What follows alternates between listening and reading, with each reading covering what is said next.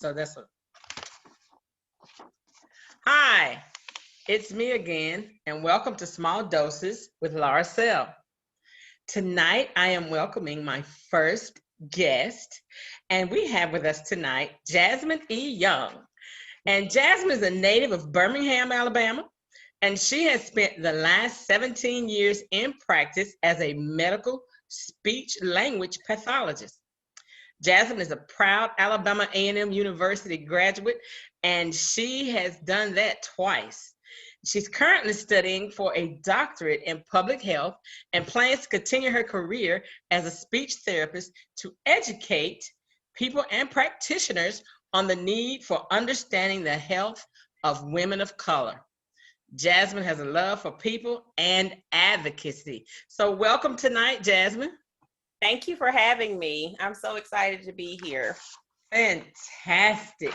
So the reason I wanted to have a guest on tonight was because recently in our news, we have been seeing Governor Cuomo in New York faced with the allegations of sexual harassment, sexual abuse, inappropriate behavior. And so let me put my disclaimer out here. My background is social work, and I'm always an advocate for victims or alleged victims. I never want to bash anyone who has made accusations about something. But this story just kind of started going left for me at one point.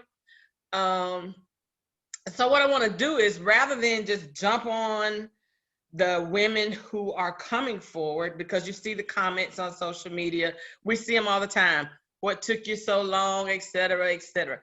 I do want to discuss that. I want to unpack some of that and some of the accusations that have come to him.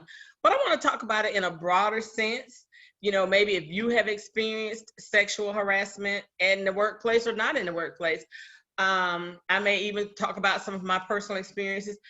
But what I really want to focus on at some point is, how do we empower women to be able to speak up for themselves as soon as a situation happens, and not wait until another opportune moment comes before you use your voice? So we've seen it with so many celebrities. Nothing will be happening in this person's life, and then the first time they hit a bump, here come all these people. Oh, this person sexually harassed me, and this happened, and he touched me, or he looked at me, or he took a picture of me. Or what is appropriate? What's inappropriate? When is enough enough? I just want to talk about that. What do you think? I think all of that is so interesting.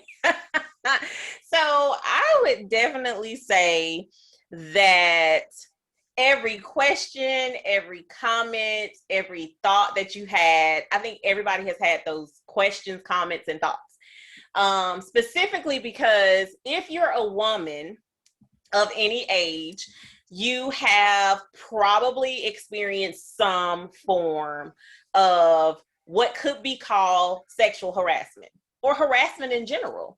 But I think that your earlier statement about you never want to put somebody out there and say, well, and berate a person who is a victim, who perceives themselves as a victim or whatever. You never want to put those words out out there that you might be doubting them. So we never want to do that. But I think the problem is, I don't think we really know or have the education to understand what it looks like in real time. Because if we were to go back into our mental Rolodex, and of course I'm dating myself, or that mental, library in your head that says, okay, have you had these experiences, and really got down to like the minute details of things, then we probably have all experienced it. And more than likely, we never said anything. And it's just because at the time, maybe it didn't feel like harassment. until you hear of other people giving their stories. So that's a broad way of saying that I get it. I get exactly what you're talking about, because I would not be able to put this in a nutshell. And I'm a woman of a certain age who has probably experienced some form of harassment or sexual harassment in her lifetime. You know, Yes. and I think that there's so much to unpack about it, Yeah. because like I said, this story is going kind of left when, this is the person who was in the media and receiving all of these accolades and praise during this pandemic, right? Yeah. And then after that, this is when all the stuff starts happening. Right. And so you raise an eyebrow, and then you kind of push it back down, because you're like, you should never question a victim. You should never question a victim. And then you raise another eyebrow and like, well, what do you say? Right. Right. Here's the thing. It's wrong, number one, to harass anyone sexually, to say certain comments, to do certain things. It is wrong no matter what, point blank, period. Right. Okay. Right. But there are so many things that is so difficult to digest. Right. Not with just this story, because in my mind, he is guilty. That's how I'm going to put it out there. In my mind, he's guilty. Okay. But there's so many other stories and so much gray area that it's really hard, as this is one of those social issues that you have to, weigh out those options. I am not one of those, he is guilty no matter what. Right. And I'm never going to be one of those women who are like, well, she should have fill in the blank. Right. I like that you brought up the gray areas. Those are those,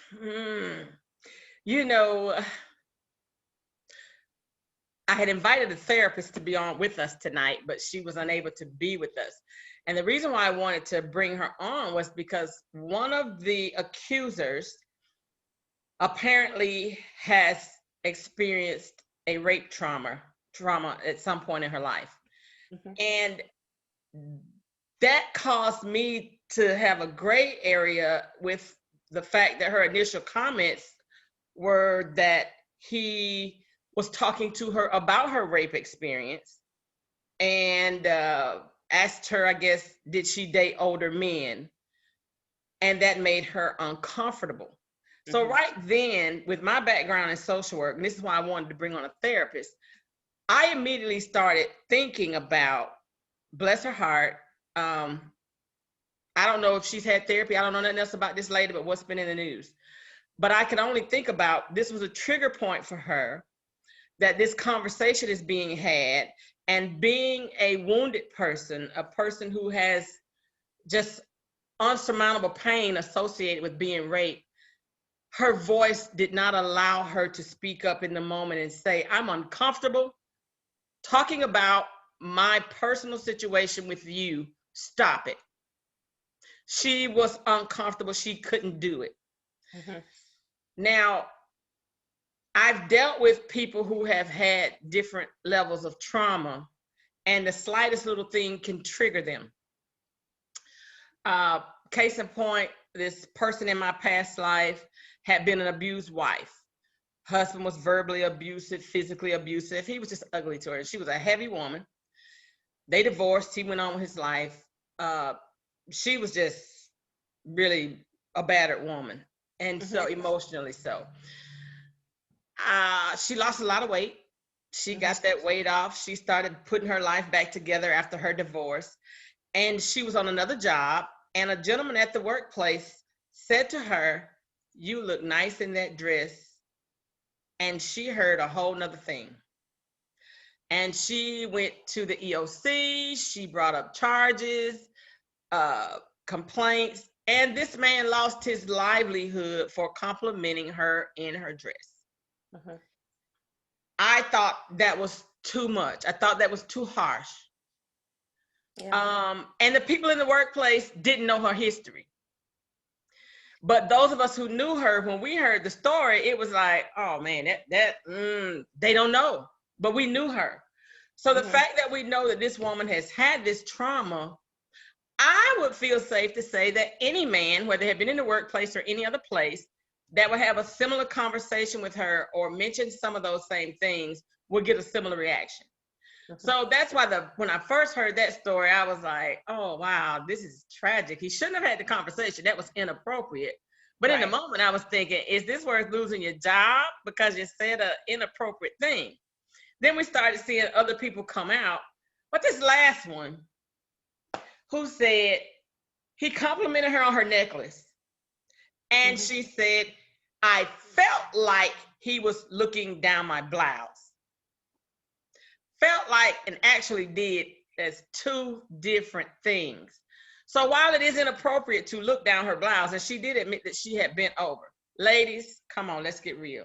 I got on this little crew neck shirt. I could bend over all day long. You're not going to see it. And we have anybody bend over, because I'm like, I'm one of those types of people. I'm pretty modest, and I try to make sure if I bend over, I don't want anybody looking down my shirt. Right.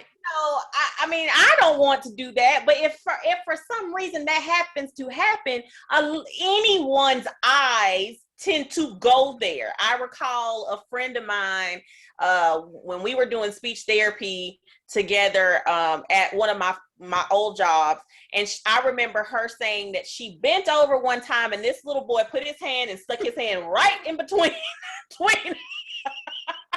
her chest. And I mean, it was inappropriate. Right. But they were right there in front of him. Now, I don't know what happened. I couldn't tell you what she did reprimanded or whatever, but he was a little boy. He was little, but he put his finger right between her boobs. Okay. And we've all had a blouse that was a little low cut and you bend over, and sometimes we don't recognize it till we bend over and get a glimpse ourselves and be like, oh, wait. Or one of your girlfriends is there and she says, girl, fix yourself. You're showing too much. You're taking a picture, Some of the accusations to me are in that gray area that says it probably happened, but is it worth your job? Now, the lady who said he touched her breast under the shirt, that was it for me. I was like, keep your hands to yourself. Eyes can wander. I mean, you can't control that. I mean, you can control what you look at, but you can't control what other people look at that you have done. You walk by a man, look at you. But this is the other thing that gets me. This is not the first situation we have had in the last decade to come up with the late allegations. How do we empower women or people, because it's not just women, how do we empower people? And I will go back and say women again, because I see it more often than not with women, but to handle it in the moment. Are we not teaching our little girls to stick up for themselves? And another thing I want to talk about is the shift in our cultural norms. So, I'm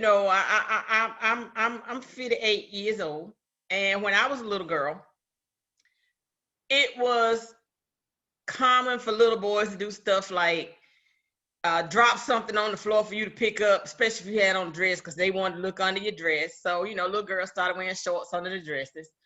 Little boys would put mirrors on their shoes so they could look under your dress. It was a thing.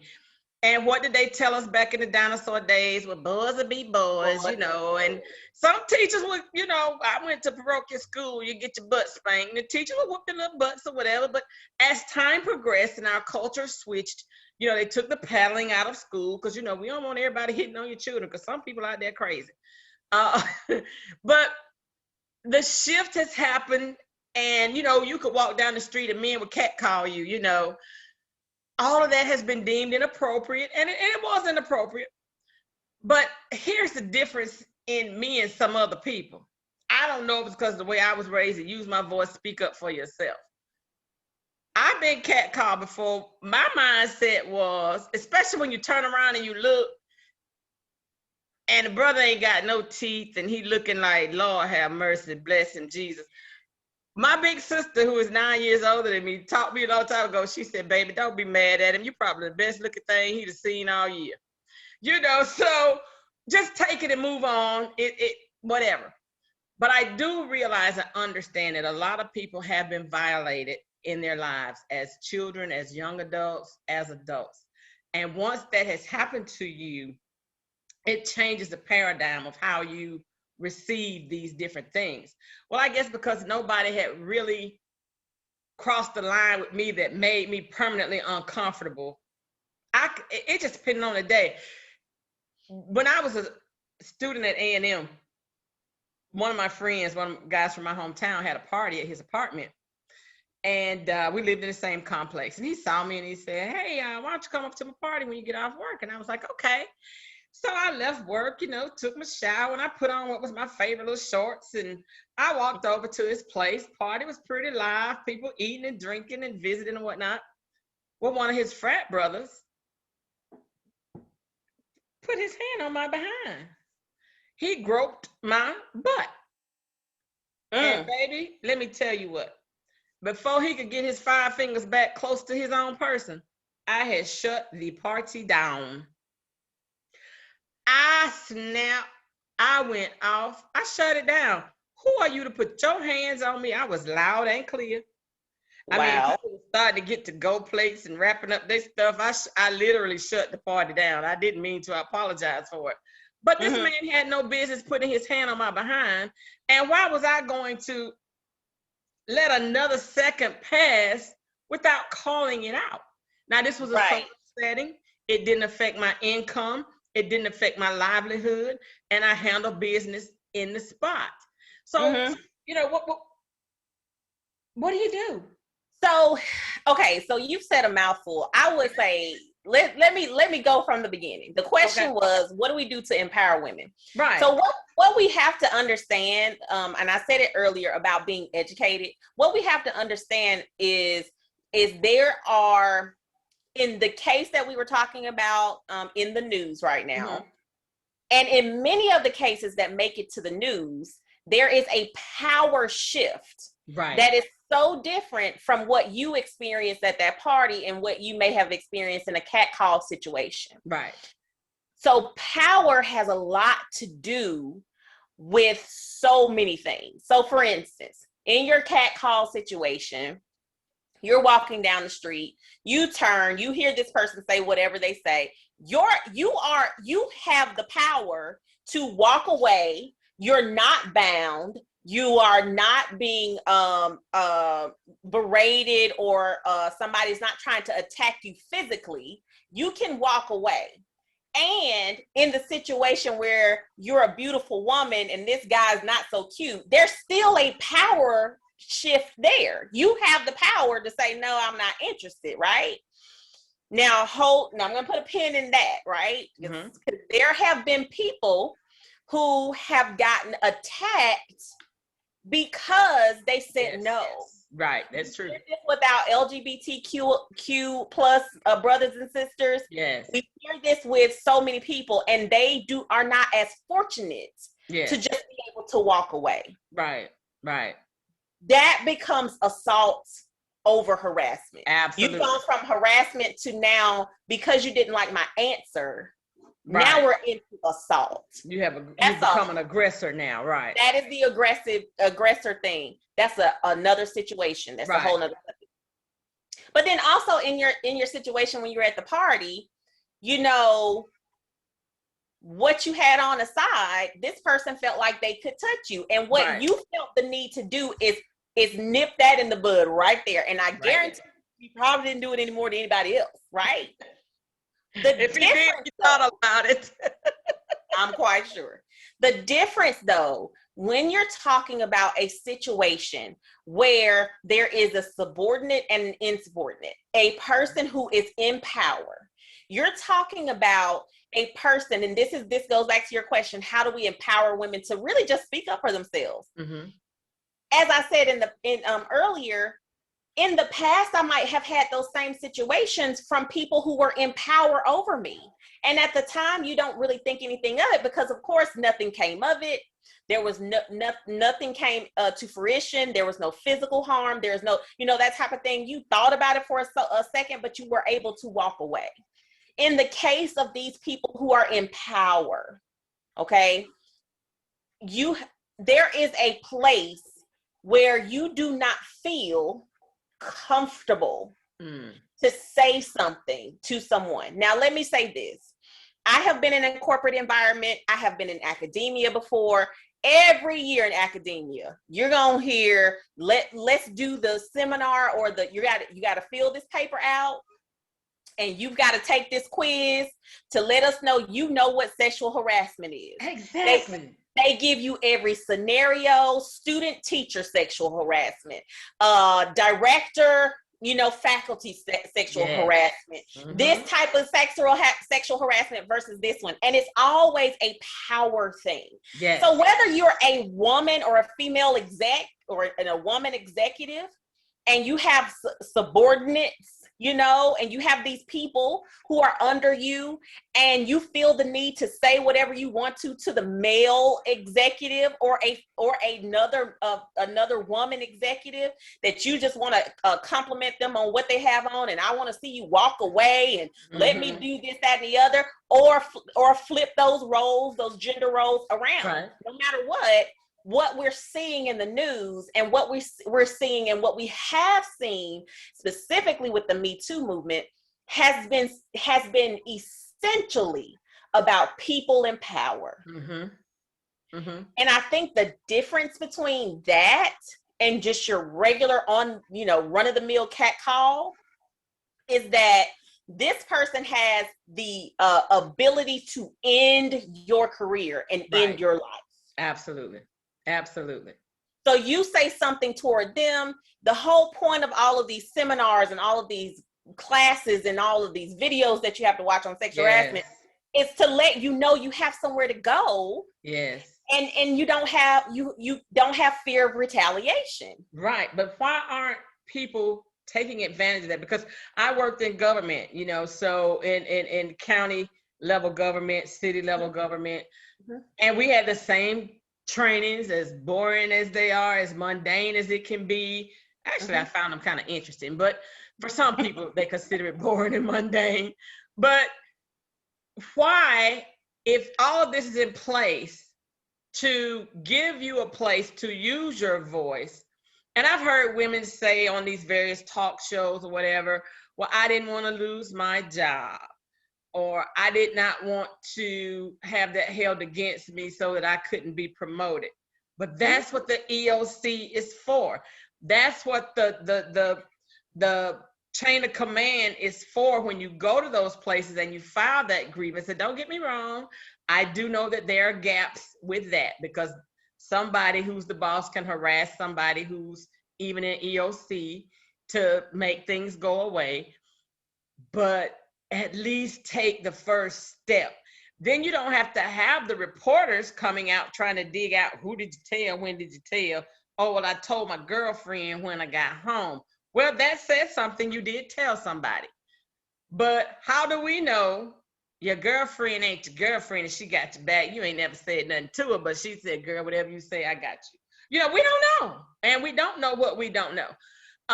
But that's why you need to go to EOC. You need to go to whatever place. It tells you at the bottom of that pamphlet that you signed and you said you understood it. Handle your business then. Then you don't have to come out 2 months, 3 years, 12 years, 27 years later about somebody did or said something to you that made you feel some type of way. There is a protocol. So let me ask you this. If the alleged victims fail to follow the protocol that is put in place for them to protect themselves, at what point do we continue to chase the rabbits down the hole? You had a program, a plan in place to protect you, but you didn't take advantage of it. So this is where you have to, I feel like this is where we can walk and chew bubblegum at the same time. Okay. So I do believe that there is a level of accountability on that side. So if we really were to dissect this is two separate situations. Okay. This is a person, these are, if you read anything, if you know anything about being a person, there are a lot of things we don't do and we know to do. Mm-hmm. Okay, so let's talk about that, because I know that I should be on my treadmill right now. Right. However, I chose to do something different. I should be on the treadmill every day. I set my alarm to get on the treadmill every day. Guilty, Lord. She's trying to make me feel guilty. Go ahead. I'm just saying, don't feel guilty, because if you know what to do and you don't do it, there's a problem there. Okay, so there's these two situations. You've got the situation of don't harass people. Right. First of all, govern your mouth. Be careful what you say. Would you want someone to say that to your daughter or your son and move forward? Right. How is it that the majority of people can govern themselves? Right. How is it? Well, we don't know that. We just know that the majority of people aren't famous and they're not getting called out in a public way. Absolutely. But how do we, how are we careful with what we say and do? And then there are some people who aren't. Now, do I put any of those things past me? I mean, I could have hurt somebody's feelings and said something to somebody. They felt a certain kind of way if they were under me and, you know what I'm saying, in any type of position or whatever. Right. But for the most part, you know what comes out your mouth and you know what you do, right? Right. That should not happen. So don't harass people.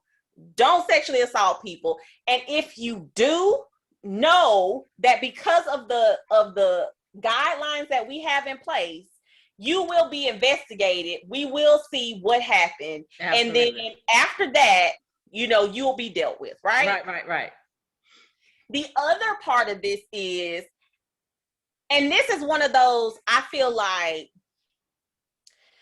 one of my good friends calls it, it's like this is the family discussion. Mm-hmm. This is the backroom discussion that sweetheart did. And see, even that word sweetheart for some people is a trigger. There you go. But so let me culturally in the South, we say sweetheart, honey. We say honey. We don't have nothing to do with your sexuality or nothing. But if you're coming from another part of the country or another situation in your life, sweetheart, honey, baby can be offensive to you. It can be offensive. Which is why you need to be able to use your voice and speak up and say, when you call me sweetheart, that made me uncomfortable. I pulled up this thing, I meant to write down the website and I didn't. It says developing a repertoire of responses to sexual misconduct. And it says, this is to empower people to begin to use their voice, because you may not know what to say. We've all experienced situations where you're just so taken aback, you just don't know what to say. I've had people look at me and they go, I can't believe you didn't say anything. And I'm like, I just really didn't believe that's what I heard. You don't know what to say. I didn't know what to say in the moment. Some of us have so much history of trauma that there is no way we would say something about this. And right. It is that backroom conversation, it is the valuing of yourself enough to want to say that. But what I do know about most women is at some point in time in our lives, we were very insecure. Yeah. And then on top of that, there are times when it is, let me say this with a grain of salt, this is not the thoughts and views of anyone else. This is not the thoughts and views of people who were victims, but with a little bit, you might be a little flattered. Okay. It doesn't mean, and here is the gray area. Even if you were a little flattered, it doesn't make it right for them to say what they say to you. That part, yes, absolutely. Even if you were a little flattered. That's right. The tiniest bit flattered. He says he likes the dress you have on. You might be a little flattered, but at the end of the day, you realize that was said in a little scummy way. Right. No, I shouldn't have been flattered about that. Why did I feel like that? That makes you feel a little dirty inside, And maybe you let the first one go away, but if it's continuous, that is for some people. First time may be a problem for some people, Now, for me, I'm the kind of person, if it happens repeatedly, now you got my attention. And I think you have a problem because it's not going to be my problem. It's your problem. And I'm going to make it your problem. But here's some of the comments, responses it has that you can use if you find yourself in a situation where someone is using what you call sexual misconduct. And it says, I like this, it says, I'm taking a moment to make sure I heard you right.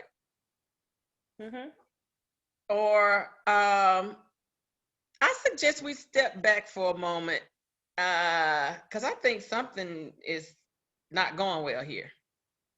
Or did you really say that? Or do you want to run that past me again in a less personal way? So there are things that you can say. Oh, this one says, you're funny sometimes, but not today. That sounds like something you would say. You know, and it says, another one says, I have a rule about comments like that one. I don't respond. So again, I don't know. You said something a minute ago. You said a lot of times women are insecure. And at certain ages, I guess we have women and men can be insecure. Well, everybody, men, but and it always gets dumped on women because TV shows put it out there and other stuff. And you know, we always say little girl stuff. And we're seeing a shift in culture in our society that we're not putting those labels as much as we used to when I was a young person. And probably even for you, you're seeing some shift as well. So, you know, I think about a conversation I had with my oldest and dearest friend on the planet the other day. We were talking about something similar. And we both acknowledged that we grew up in a situation. I don't know if it was our parents, if it was our community, or all of the above. We were both the youngest in our families, but we always were taught that there was nothing we couldn't do. We always felt that we could do anything. We even laughed about the fact that she was this quintessential athlete. I mean, this girl could ball with the best of the boys, and she was little too. And so when we went to junior high school, because everybody in the neighborhood was going to try out for cheerleaders, she said, okay, I'll go too. Now, this is Miss Volleyball, Speedball, Basketball, Golf, Baseball, you name it. If she had a ball, she could do it. So here she is, and we've been to this cheerleader clinic all week, and here we are on tryout day.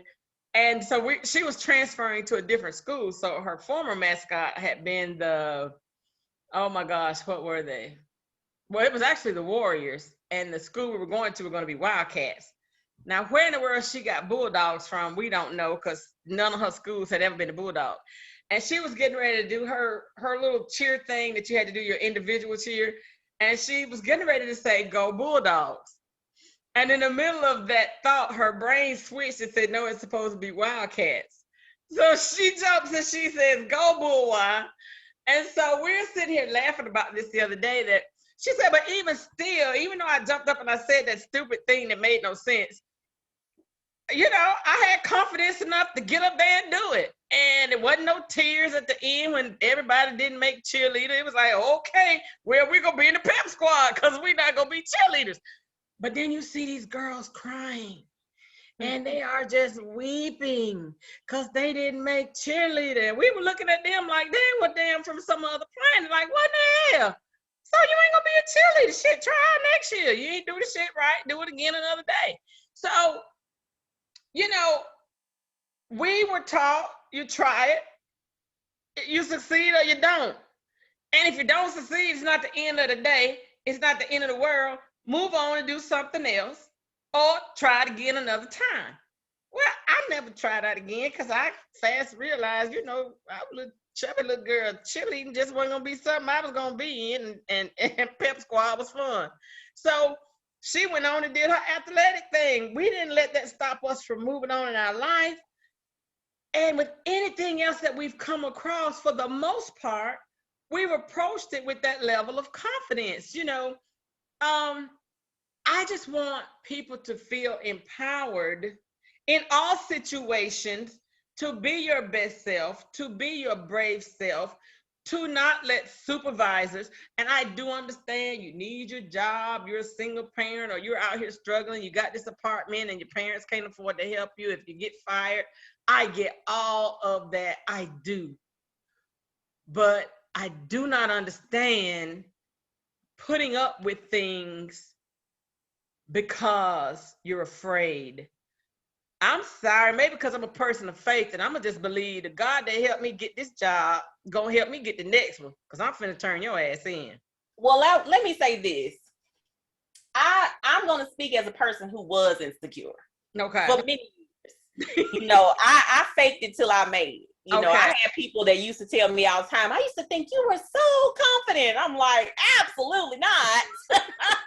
Not me. I was always self-conscious about every little thing, to the point that I'm always dissecting what I say. And then when we get off of this podcast, I'm gonna dissect everything I said.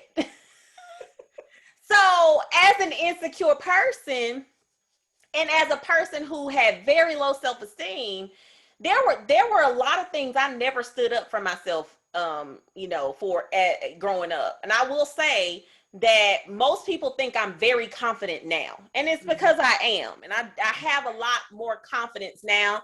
I have learned a lot, but growing up, I did not have that. I didn't get confidence until I got to college, and it was about sophomore year type of thing. Okay. So high school, no confidence. And I mean, there were times when things happened to me that I didn't say anything about. There are reasons for that. Number one, maybe I didn't feel safe enough to say something about it. Mm-hmm. So I'll say that could be the situation for some of these women who are working in this environment that could be considered a good old boy environment. Right, yes. Where, he's my boss, but the other guy on the other side is also his best friend. And then the lady in HR is his cousin's wife. And then this person, so really nothing is safe. Yeah, they go out to the bar together after work. So I know they go out to the bar together after work. Absolutely. So it's like, I got this job because I knew someone who knew someone, or I got this job on my own merit. But looking around, everyone is in cahoots with each other. Right. And that is a dangerous situation. I have a friend right now who is in a situation similar, and her environment is rather hostile at times. She has a woman who is over her. Mm-hmm. In this case, it's not sexual harassment. It's more just a hostile environment. Yes, got that t-shirt. And so when she went to say something to someone, and of course I'm telling her, so this is the way you should do it. You should go to, HR. You should go. And she's like, well, the girl at HR is her best friend. Mm-hmm. Oh, okay. So you should go to this person. Well, that person is her brother-in-law.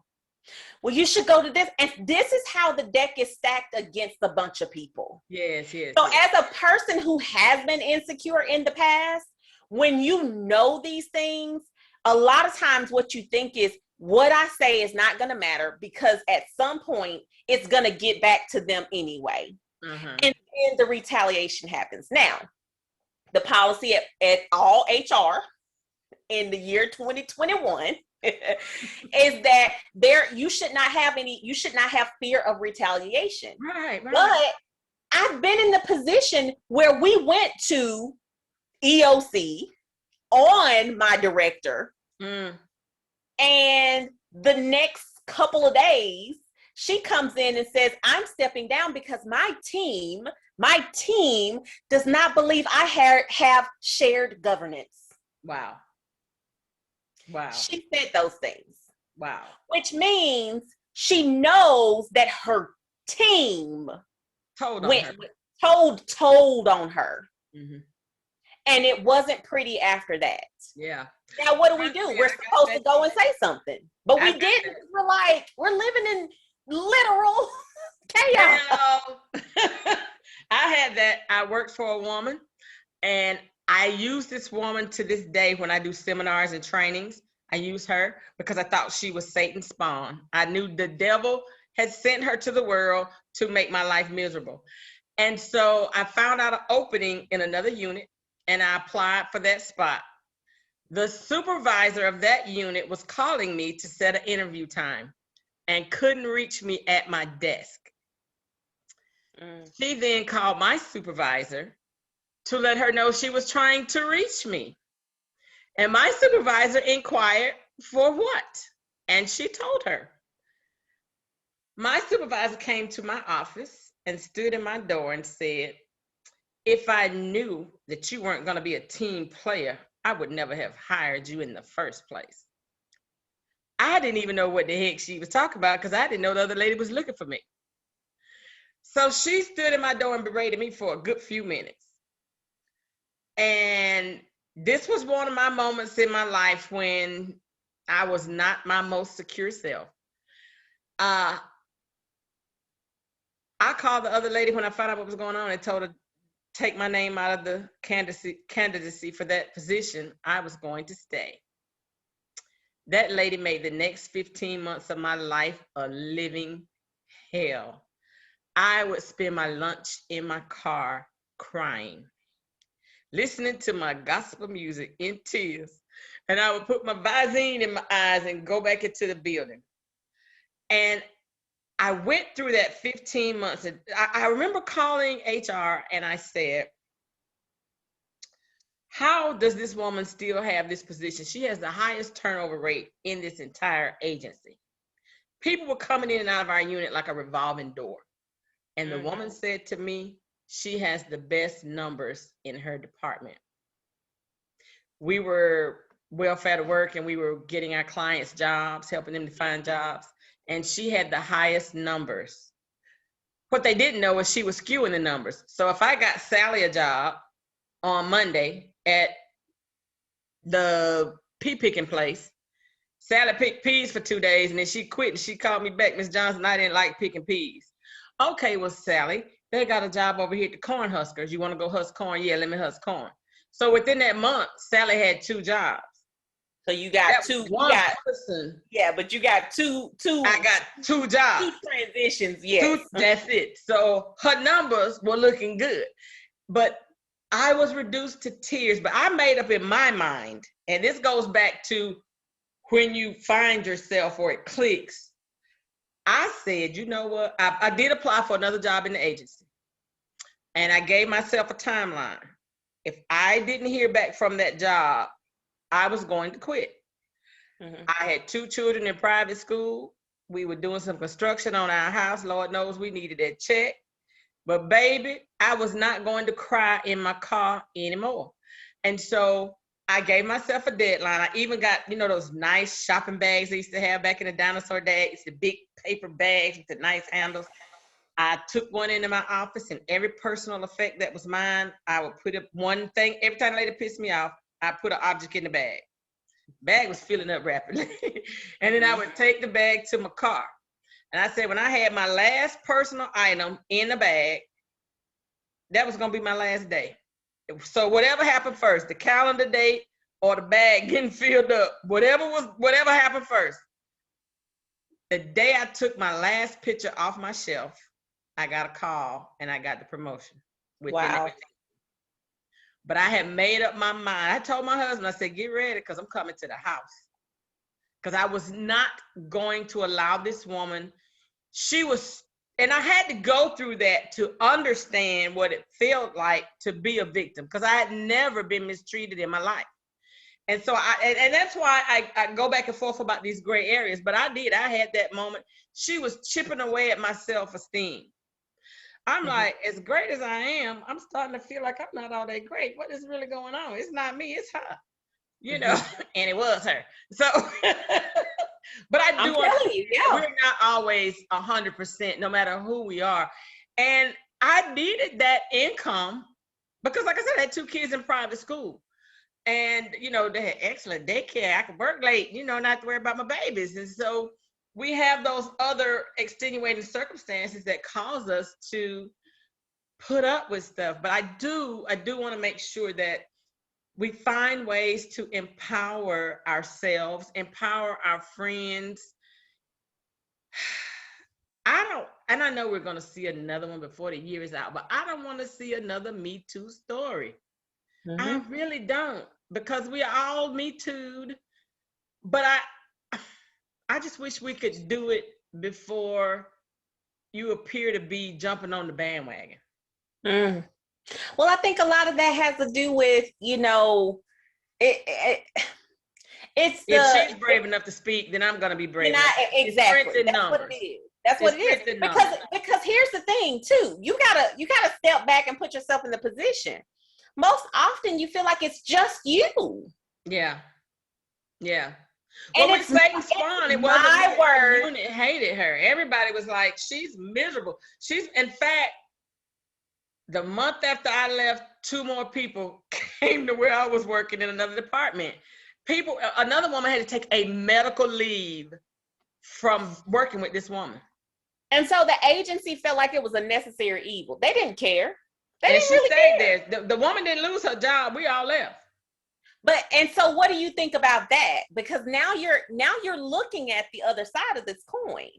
You leave, you lose your job, you go somewhere else, or you do whatever, but this person is still in position. Right. So why would you feel comfortable enough to tell HR anything related to what your work-life balance is or how things are going on? Yeah, because they didn't care. When her numbers are good. So HR didn't really have power at that point. It was the leadership who was saying, her numbers look good, don't touch her. So HR had a file on her because people had complained. But at the end of the day, when it went up the flagpole, it just came right back down. Negatory, she's staying. She get it done. So here's the other part of this too, and I just thought of this. A lot of times that weight and that bandwagon or group of people coming together, it only gets traction when there is light shined on it. So in your case, if for some reason all of you all had gotten together and said what you wanted to say about her, maybe somebody put out a legal put out a lawsuit on her, that's when they would have done something about it. That's how messed up the system is. It's almost as if, how do we know that these people never said anything? Well, some of them, they do have record that they said something. They said something, but nothing was done. He was still in the same position. Right. And I mean, he's the governor. What are you going to do? Right. But now it looks like it's an opportunistic time. Yeah. You know what I mean? It didn't look like that then because that was one person. You know what I'm saying? And I feel like it takes that for some people. You're right. It takes that. If I said something before, that drops, it makes a big difference. But it shouldn't though. Right. So the onus is on the person that person came to from the beginning. Absolutely. So where it's on him. Now let me it's be on clear. him because he started. He did the bad behavior. But I hear what you're saying. When she took the bone to the first place and they dropped it. So I've always said the chain of command is only as strong as its weakest link. And so it appears that the weak links are in HR, or because even if she told another person in the workplace that was not HR, they should have remembered we had this in training. Oh, come on, let's go to so-and-so's office. So somewhere this ball was dropped. Yeah. And while I still think some of it the attention needs to be had, some of the accusations I don't think are job losing worthiness. I think they may be, you need to take this training again, worthy, and maybe be docked, but he can't be docked because he's the governor. But it's the one who said he touched her inappropriately on her breast. That was the big red flag for me. Yeah. That was it. I was like, oh, you touched? That's it. The conversational pieces, uncomfortable. I don't know if it's worth losing your job, but you made someone uncomfortable. So let's put her in another position with another boss. Let's move some things around. You need to be disciplined somehow. But the one you touched, that's the deal breaker for me. Well, and then too, on top of that, not only did you touch somebody, but you have these other people saying what they're saying, and then you hear that he was he talked down to everybody and did all this. Oh yeah, they say he's a bully. And he's a bully. Okay, well, what do bullies do? They bully people. Okay. Right. So whatever it And if looked I've like, seen you bullying people over this stuff over here, I know I'm not getting ready you to know say exactly. I'm not about to say something about the fact that you may have just grazed my boob. Not today, because you fired that person that just did X, Y, and Z. I mean, we've seen him on TV, even when he was getting all the accolades about the corona thing. You know, he would say some stuff, and I'd be like, "Woo!" But he said it, you know. But exactly. we were cheering on his bully power at that point because his bully power was getting things done. Yes, and I think that at this point, you know, you have to also look at what he's doing in the midst of it. Yeah. Yes, this is a situation that has become very much litigious. But at the end of the day, you show no remorse. None. Oh, I'm gonna be just fine. None. Everything is fine. But then they also showed a video clip where he was commenting on someone else's Me Too moment, and he was saying that the women needed to be listened to and valued, and you know, he was all about the victim when it was someone else. But now that it's him, and here's what I hit on it earlier, the shift in societal norms. I always say this, and my husband always crosses his eyes at me when I say it, because I'm in my 50s. That's where I draw my line. So I always say any man 50 years old and older is probably gonna be a Me Too for somebody, has crossed the line, whether intentionally or not, because the social norms have changed. I tease my husband about when we used to hold hands, he used to do this little motion in my hand. And look, I was his girlfriend. If I wasn't his girlfriend, I would have been offended. And, you know, I used to always snatch my hand back and say, "Oh, you're just terrible." I remember little things like this that people did. So I'm not the only woman he ever dated. So I'm sure it's a woman out there he dated. If he ever pissed her off, she could probably come back and Me Too him and say, "We was holding hands and he made this dirty gesture in my hand," you know. So I had all the little boys that put mirrors on their shoes and looked under our dresses. How far can we go back and Me Too these people? Well, so, and you have to look at it too. Like, you're talking about the people that's 50 and up. What about the people who 50 and up who taught these 20-something-year-olds? Okay. And these 30-something-year-olds. But the 20 and 30-something-year-olds are coming through when they're definitely getting the sexual harassment training. They didn't start doing sexual harassment training until I was in my late 20s and 30s. Mm-hmm. So, you know, it ain't like it's an old thing. It's kind of brand new. So if you got somebody that's 60, 70 years old that's still in the workplace, they probably didn't even pay attention. I have watched older men, especially of a certain ethnicity, blow off those kind of trainings. I have led those trainings, and I have watched the leadership men kind of poo-poo it away, or even, they have to take a phone call, so they leave and they don't finish it. So that's why I say 50 and above, they ain't hearing it because they don't feel like the dirty joke was bad. They don't feel like, they're not willing to make that transition in their heads. Just like they're not willing to make the transition about, you know, our LGBTQIA family folks. There are just some things, men, for sure, and I 50 and above, not all, but many of them are not ready to hear that the thing that they have said and done, something was wrong with it, because nobody ever called them out on it. That's true. But you are right. They did teach the 20 and 30-something-year-olds who are going to be closeted with their bad behavior. Exactly. This has been fun. Yes. I have enjoyed having you and your input here with me tonight. This has just been fun, and we'll have to do this again on some other fun topics. I have enjoyed having a guest with me tonight. Any closing thoughts? No closing thoughts. We're just hoping that, you know, when we see these things unfold, we'll get a little more clarity. And, you know, I feel like justice can be served. Justice can be served. Well, we're going to leave you with Jasmine's last words, that justice can be served. And this has been another episode of Small Doses with Lauroselle. And you can click like right here and share.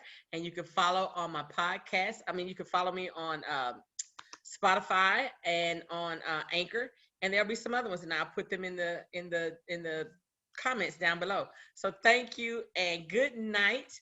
And we'll see you all again soon. Bye. Bye.